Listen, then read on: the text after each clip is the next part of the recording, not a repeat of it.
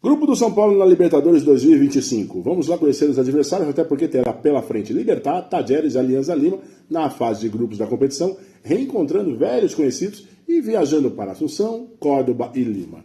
O São Paulo, graças ao sorteio da Conmebol do Libertadores 2025, definiu os adversários no grupo D. Como eu disse, Paraguai, Argentina e Peru, e indo em busca do tetracampeonato, o tricolor terá uma fase de grupos com viagens bem organizadas, sem grandes desafios logísticos. O Talleres, inclusive, volta ao caminho do São Paulo pelo segundo ano consecutivo, já que em 2024 os dois disputaram até a última rodada a liderança do grupo e, na ocasião, o time argentino venceu em Córdoba por 2-1, mas o tricolor no Morumbi deu o troco vencendo por 2-0 e garantindo a ponta da tabela pelo saldo de gols. Agora vamos à ordem dos jogos, tá? O primeiro desafio do São Paulo é contra o Talleres lá em Córdoba.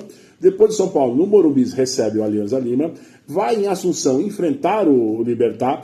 No retorno, vai até Lima enfrentar o Alianza, recebe o Paraguai, o Libertad no Morumbi, e o argentino Talleres também no Morumbi. Vamos conhecer um pouquinho agora sobre cada adversário, até porque alguns já são velhos conhecidos, né?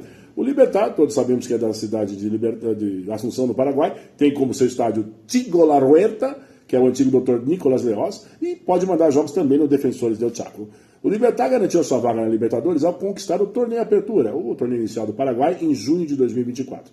O time embalado, com 3 títulos seguidos, incluindo a Abertura e Clausura de 2023, sob o comando do jovem Ariel Galeano, de apenas 27 anos. Somou 14 vitórias, 6 empates e 2 derrotas. No segundo semestre de 2024, porém, o Libertad caiu de rendimento, terminando apenas na 9ª colocação do Campeonato Paraguaio.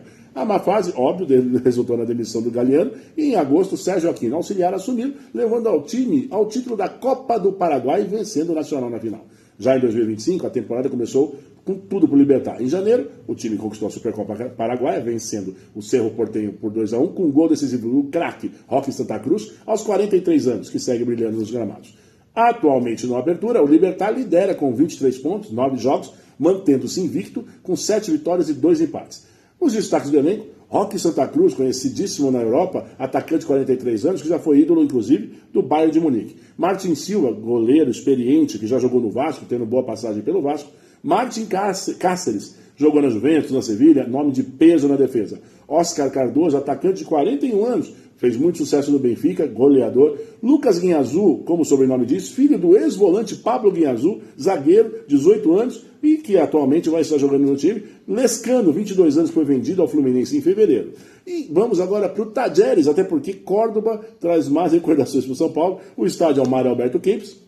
E como eu disse acima, o São Paulo vai reencontrar o Talleres pela 3ª vez em Libertadores, do duelo da fase de grupo. Já no ano passado, os times se enfrentaram, e em 2019, quando o tricolor caiu na segunda fase, derrota por 2-0 na Argentina, empate sem gols no Morumbi. Dessa vez, o Talleres conseguiu a vaga sem levantar taças, garantindo a classificação pela soma de pontos na temporada argentina de 2024. No comando da equipe, há novidades. Após o time levar o time até as oitavas de final da Libertadores 2024, Walter Ribonetto foi demitido em agosto após uma eliminação para o River Plate e uma derrota para o San Lorenzo. Para o seu lugar, Alexander Cacique Medina, conhecido aqui como ex-treinador do Internacional.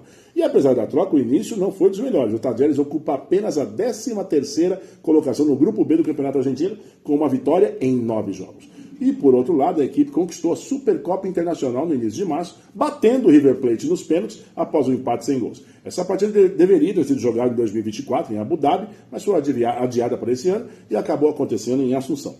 Destaques do elenco: vamos falar de Rubem Bota, meia de 35 anos, que é um armador experiente, jogou na Espanha e tudo mais. Valentim De Pietri, que foi ex-Fortaleza, é um atacante conhecido aqui no futebol brasileiro. Naruel Bustos, que atuou no São Paulo em 2022 e já jogando 9 partidas pelo time. Rick Lima, a maior contratação. Esse Ará, Ludo Goretz, foi comprado por 37 milhões e até o momento tem 6 jogos, mas ainda não balançou as redes. O Alianza Lima, da cidade de Lima, no Peru, tem como estádio Alejandro Villanueva, e ele chegou à fase de grupos da Libertadores depois de uma jornada árdua nas fases preliminares. O time passou por 3 adversários, bem complicados inclusive. O Nacional, do Paraguai, onde teve vitória na primeira fase. Boca Juniors, ele eliminou os argentinos na segunda fase, vencendo em Lima por 1-0 e segurando uma derrota histórica na Bombonera, chegando aos pênaltis e vencendo por 5-4. O Deportes Iquique superou os chilenos justamente na última fase preliminar de forma mais tranquila. 3 vitórias, 2 empates e apenas uma derrota até agora. O clube disputa a liderança do torneio Apertura peruano, somando 12 pontos em 5 jogos e empatado com o Melgar, que tem um jogo a menos. O técnico do time é Néstor Gorosito, experiente treinador argentino, já foi zagueiro inclusive.